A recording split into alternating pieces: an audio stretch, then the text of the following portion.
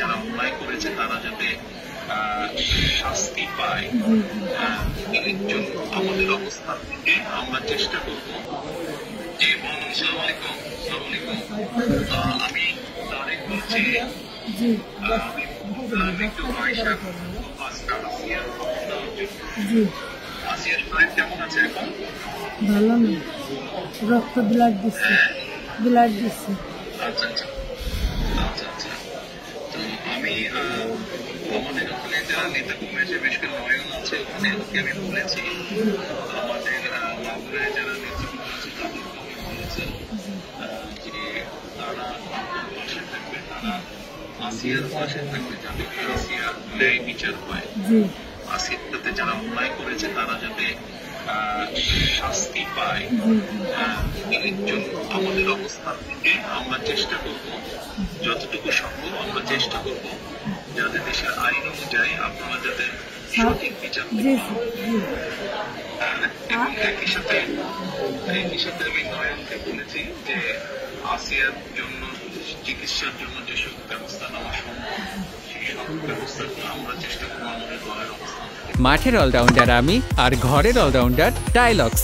টাইলক্স toilet cleaner, clean মানেই টাইলক্স।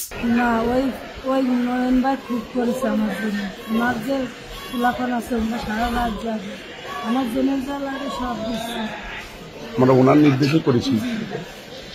আপনার কাছে এইটুকু আবদার যে আমার ছোট বলি আপনি যদি দেখতেন ওই বুকগুলো বিক্রি করছে, তাহলে আপনার আমি কেন যাচ্ছেন যে আমরা কি জঘন্য খারাপ করেছে আপনার কাছে এইটুকু অনুরোধ যে আমার শাস্তি তো দেবেনি, আর আমার দিকে মনে ক্ষতি করেছে ওরা।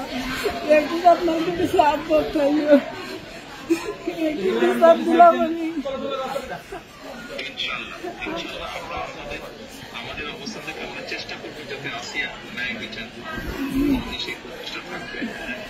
আপনি চিন্তা করবেন না, আসিয়ার চিকিৎসার জন্য যা কিছু প্রয়োজন আপনি যদি কিছু মনে করেন আমাদেরকে জানাবেন, ঠিক আছে? এতে নিয়ে টেনশন করবেন না।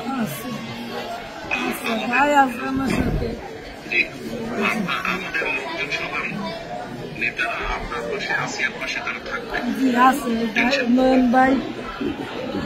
নয়ন ভাই আছে, আপনি আছেন, আপনি দেশে দেখছেন, তারপরে আমার দেখতে কি যায়।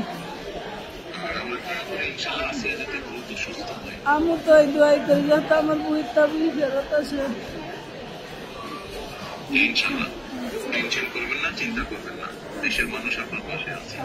দেখতেছি তুমি। আচ্ছা দোয়া করবেন। ইনশাআল্লাহ দোয়া করি, ভালো থাকবেন। জি, আসসালামু আলাইকুম। জি স্যার, আসসালামু আলাইকুম স্যার। আসসালামু আলাইকুম।